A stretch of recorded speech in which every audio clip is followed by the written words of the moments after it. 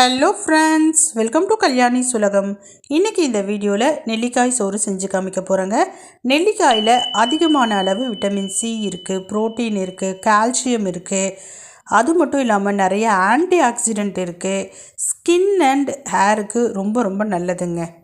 Daily பச்சையாகவே ஒன்று சாப்பிடணும். முடியாத பட்சத்தில் துவையலாவோ இல்லைன்னா பார்த்திங்கன்னா ரைஸ் கூட மிக்ஸ் பண்ணியோ இல்லைன்னா ஜூஸாவோ கூட சாப்பிடலாம். இப்போ நான் நெல்லிக்காய் சோறு தாங்க செஞ்சு காமிக்க போகிறேன். ஒரு 3 நெல்லிக்காவை எடுத்து நல்லா துருவி வச்சுருக்கேன். கருவேப்பிலை, இஞ்சி, கடலைப்பருப்பு, உளுத்தம்பருப்பு, காய்ந்த மிளகாய், உப்பு, பெருங்காயத்தூள், எண்ணெய். சோறு பார்த்திங்கன்னா உப்பு போட்டு வடித்து ஆற விட்டு எடுத்து வச்சுருக்கிறேன். இப்போ செய்ய ஸ்டார்ட் பண்ணலாம். ஸ்டவ் ஆன் பண்ணிக்கலாம். ஒரு பேன் வச்சுக்கலாம். பேனில் ஒரு 2 ஸ்பூன் அளவுக்கு ஆயில் சேர்த்துக்கிறேங்க. இப்போ நான் செஞ்சு காட்டக்கூடிய அளவு ஒருத்தர் சாப்பிட்ற அளவுக்கு நான் செஞ்சு காமிக்க போகிறேன். இப்போ ஆயில் சூடான பிறகு கடுகு போட்டுக்கலாம். கடுகு நல்லா பொரிஞ்சு வரணும்.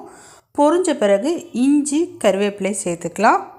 இப்போ இது கூடவே கடலைப்பருப்பு, உளுத்தம்பருப்பு, காய்ந்த மிளகாய், பெருங்காயத்தூள் இதெல்லாம் சேர்த்து நல்லா அப்படியே ஃப்ரை பண்ணிக்கலாம். கடலைப்பருப்போ உளுத்தம்பருப்போ நல்லா சிவந்து வரணும். பருப்பு இப்போ நல்லா சிவந்துருச்சுங்க. இப்போ நம்ம துருவி வச்சுருக்கிற நெல்லிக்காவை இது கூட சேர்த்துக்கலாம். நெல்லிக்காவை சேர்த்து லைட்டாக வதக்கிக்கலாம். ரொம்ப அப்படியே ட்ரை ஆகிற அளவுக்கு நான் வதக்க போகிறதில்ல. அப்படி வதக்கிட்டோன்னா அதில் இருக்கக்கூடிய நீர்ச்சத்துக்கள் பார்த்திங்கன்னா அப்படியே ட்ரை ஆகிடும். அதில் இருக்கக்கூடிய சத்துக்கள் மறையாமல் நம்ம இந்த சோறு செய்யணும். அதனால் அரை வேக்காடு இருக்கிற மாதிரி வதக்கிக்கிங்க. இப்போ இது கூட உப்பு சேர்த்துக்குங்க. உப்பு சேர்த்துட்டு மிக்ஸ் பண்ணிக்கிங்க.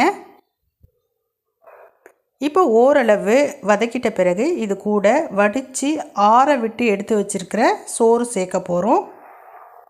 இதனுடைய டேஸ்ட்டு முக்கியம் இல்லைங்க. டேஸ்ட்டு பார்த்திங்கன்னா கொஞ்சம் புளிப்பாக மாங்காய் சோறு மாதிரி தான் இருக்கும். இதனுடைய மருத்துவ குணம் தான் முக்கியமானது. அதனால் நான் ரொம்ப பார்த்திங்கன்னா வதக்கலை. இப்போ ஓரளவு வதங்கிடுச்சு. நான் ஒயிட் ரைஸ் இது கூட சேர்த்துக்கிறேன். ரைஸ் வடிக்கிறப்பவே உப்பு சேர்த்து வடிச்சிக்கங்க. நல்ல உதிரி உதிரியாக வடித்து எடுத்துக்கோங்க. இப்போ மிக்ஸ் பண்ணிக்கலாம். மிக்ஸ் பண்ணுறப்பவே டேஸ்ட் பண்ணி பார்த்துக்குங்க உப்பு இருக்கா அப்படின்ட்டு.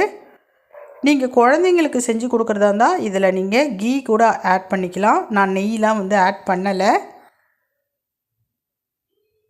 இப்போ மிக்ஸ் பண்ணியாச்சு.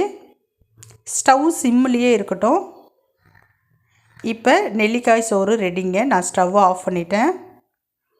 நீங்கள் எதிர்பார்க்குற மாதிரி ரொம்ப டேஸ்டாலாம் இருக்காது ரைஸ். ஆனால் மருத்துவ குணம் நிறைஞ்சது. எப்படியாவது நெல்லிக்காவை சாப்பிடணும் அப்படின்னு நினைக்கிறவங்க இந்த மாதிரி ரைஸ் கூட மிக்ஸ் பண்ணி சாப்பிடலாம். ரொம்ப ரொம்ப உடம்புக்கு நல்லது. வாரத்தில் 2 நாளாவது இந்த மாதிரி செஞ்சு சுட சுட சாப்பிட்ருங்க. ரொம்ப நல்லா தான் இருக்கும். ட்ரை பண்ணி பார்த்து எப்படி இருக்குன்னு சொல்லிட்டு சொல்லுங்கள். பாய்.